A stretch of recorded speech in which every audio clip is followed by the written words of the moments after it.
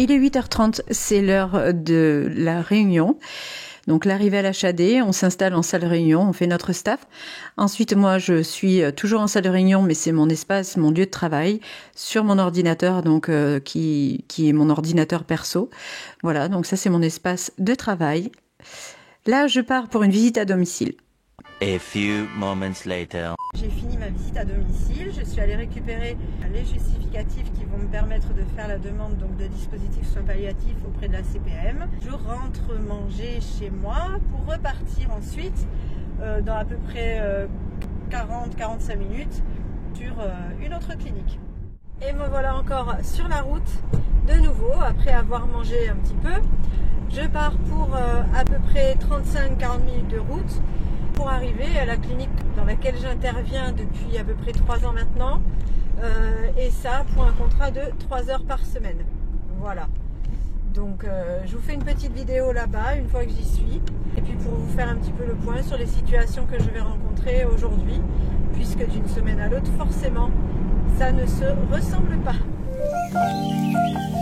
Et voilà, donc je suis arrivée sur le lieu de la clinique où je suis actuellement. Voilà, hop.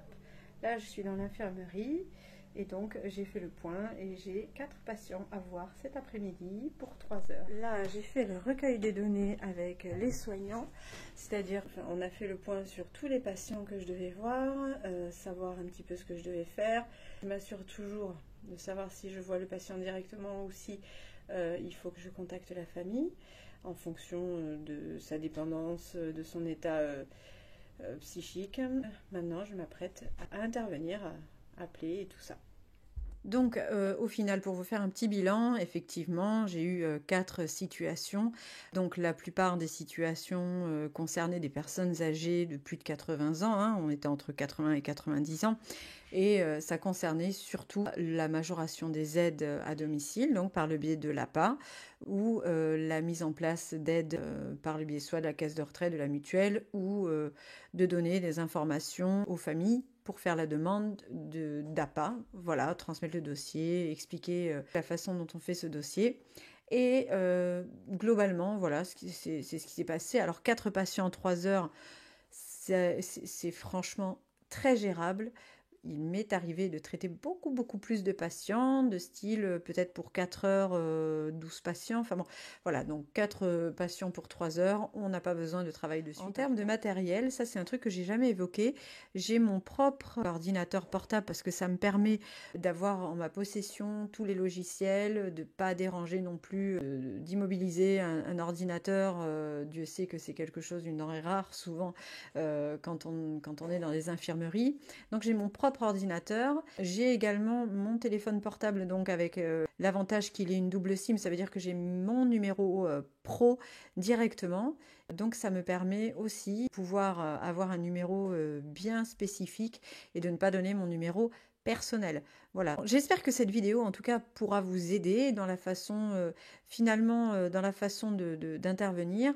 Finalement, je pense que c'est pas forcément très différent d'une assistante sociale salariée et qui intervient au sein d'une clinique, d'un établissement, voilà, X ou Y.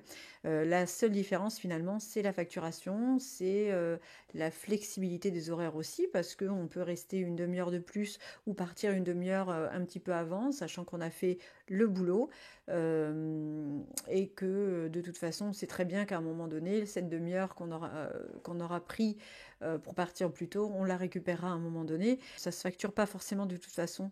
Il y a cette flexibilité-là et c'est peut-être la seule différence qui est quand on est libéral de quand on est salarié. Après, le cœur du travail en lui-même, pour moi, reste équivalent. Sauf qu'effectivement, on n'a pas de hiérarchie et on n'a pas de compte à rendre non plus à la direction. La seule chose, c'est qu'il faut par contre être très efficace dans ses interventions. En tout cas, ça c'est toujours, bien sûr, dans tout ce que je vous dis, ça ne tient qu'à moi, c'est à mon sens. Mais je pense que c'est important de faire un travail en tout cas de qualité et notamment quand on est indépendant. J'espère que cette vidéo en tout cas vous aura plu. Je vous dis à bientôt parce que je vais faire d'autres vidéos sur les prochains les prochains jours d'intervention et donner un peu plus de détails. Allez, à bientôt, ciao!